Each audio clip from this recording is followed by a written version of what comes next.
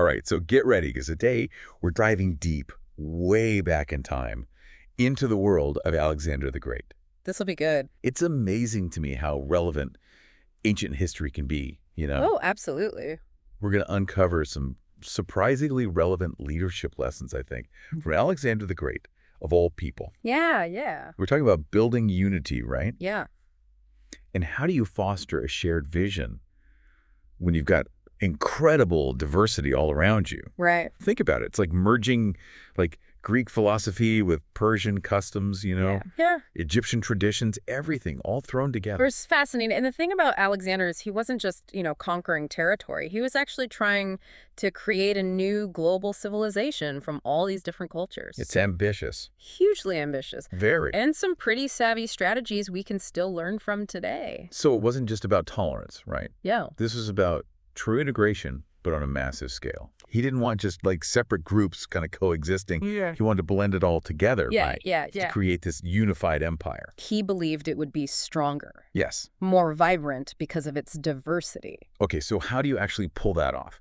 Let's talk about the Susa weddings, because this is where I think things get really interesting. Okay. So picture this. 324 BCE. Alexander orchestrates this mass wedding. He encourages 10,000 of his soldiers to marry Persian women. Wow. 10,000. That's a steep. And he even leads by example, right? Mm-hmm. He marries Roxana, who's a Bactrian princess. Now, this wasn't just a romantic gesture, although I'm sure there was some strategy in the, Of course, the optics are good. Yeah, exactly. But this was a calculated move to really bridge that gap between the conquerors and the conquered. These marriages weren't just personal unions. They were about forging alliances, Sure. creating family ties, solidifying his power base, giving both sides a stake in the success of this new blended society. So smart.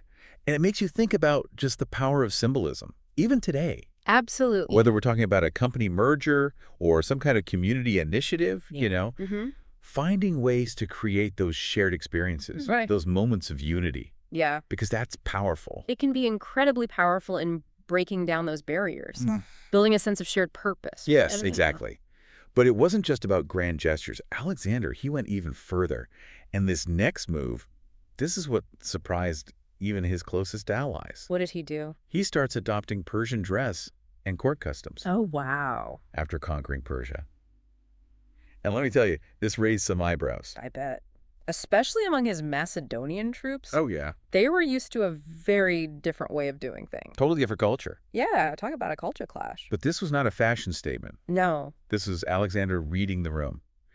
He understood that if you want lasting change, well, it requires more than just, decrees, Right. big pronouncements, all that. It's about actions speaking louder than words. Exactly. And he realized to truly integrate these cultures, he couldn't just rule from a position of Greek superiority. Yeah. He had to demonstrate respect, show adaptability. Yeah, to meet them halfway. Exactly. And it was a powerful message, a gesture of cultural sensitivity that resonated far beyond just the walls of his palace.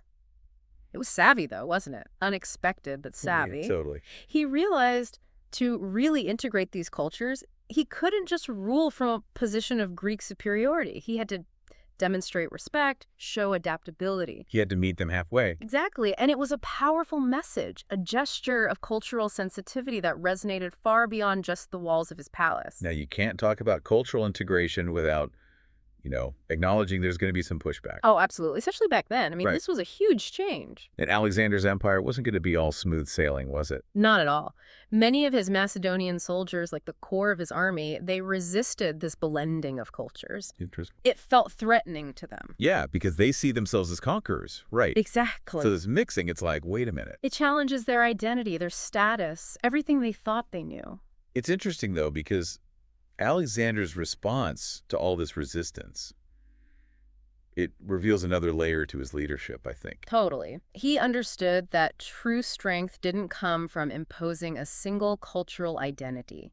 It came from leveraging the unique strengths and talents of everyone within his massive empire. Okay, so he's like, I've got all these different people. Yeah. Let's use that. Exactly. And instead of forcing a purely Greek administration on his new territories, he did something pretty revolutionary for the time. What's that? He embraced the power of delegation. Oh, interesting. Okay. He appointed local leaders, people who understood the customs, the languages, all the nuances of their regions to govern effectively. So he's recognizing that a one-size-fits-all approach to leadership, it just doesn't work. Especially in such a diverse environment. It's a Mhm. lesson that's still so relevant today, isn't it? Absolutely. I mean, whether you're managing a global team or even just navigating a complex project at work, Sure. understanding the value of diverse perspectives and empowering others to lead within their areas of expertise, that's crucial for success. Yeah. It's about recognizing that you don't have all the answers Right. and trusting in the abilities of those around you. 100%. But let's dig a little deeper into this delegation strategy, because it wasn't just about, appointing figureheads. Right. It's fascinating to me how Alexander adapted this approach to different regions. Absolutely. Take Egypt, for example. Instead of just dismantling the existing power structure, he integrated the local nobility into his administration. Wow. He understood the importance of continuity, of respecting established systems, while still asserting his influence. So smart. It was about finding that balance, that sweet spot between disrupting the status quo and leveraging existing structures.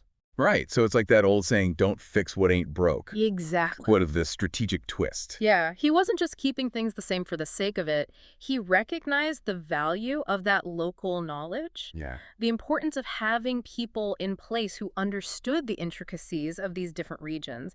It's very different from that my way or the highway approach we often see. Unfortunately, yes. Yeah. Even today. Oh, absolutely. So we've got these grand symbolic gestures, we've got personal adaptability, we've got strategic delegation and empowerment. Pretty impressive playbook, right, It is. for cultural integration. But did it work? I mean, what happened after Alexander was no longer around? That's the million-dollar question, isn't it? Did this grand experiment in cultural fusion just die with him, or did it have a lasting impact? Right, because he doesn't live forever, unfortunately. No, no one does. But that's where Alexander's story takes another fascinating turn. Okay, so this is where we get to the legacy of Alexander the Great. Precisely. Because even though his empire fragmented politically after his death, the cultural seeds that he'd sown, they continued to blossom. Interesting. What emerged from the ashes of his empire was something truly remarkable: the Hellenistic world. Okay, so for those of us who maybe skipped that chapter in history class, what exactly was the Hellenistic world? Imagine this vibrant tapestry woven from all these different threads: Greek, Persian, Egyptian, even Indian cultures. Wow. It was a period of incredible cultural exchange and intellectual ferment.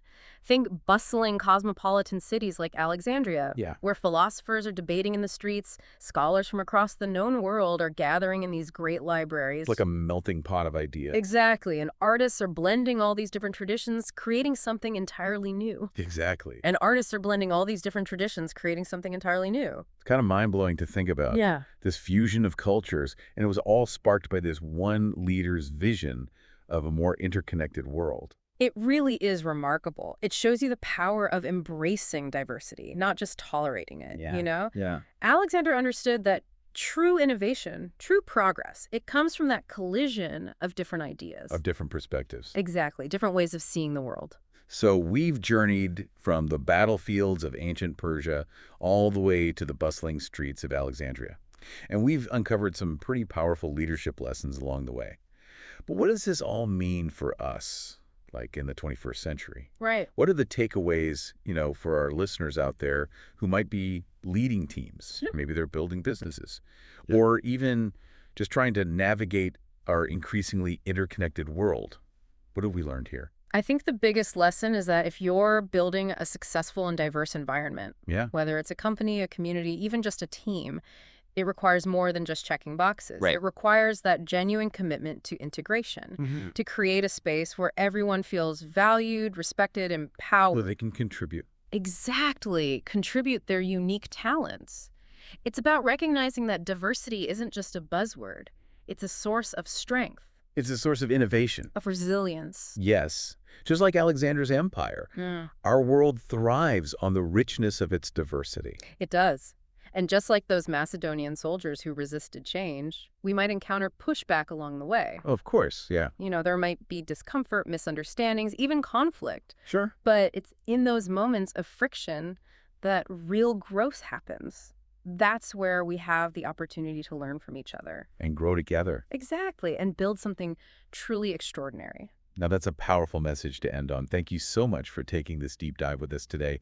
Hopefully, it's got everyone thinking about how they can embrace the power of diversity in their own lives, in their work, in the world around them. Absolutely. Remember, it's not about erasing our differences, it's about bridging them, learning from each other, and creating a future where everyone can thrive. Until next time, keep exploring, keep learning, and keep the spirit of Alexander's vision alive.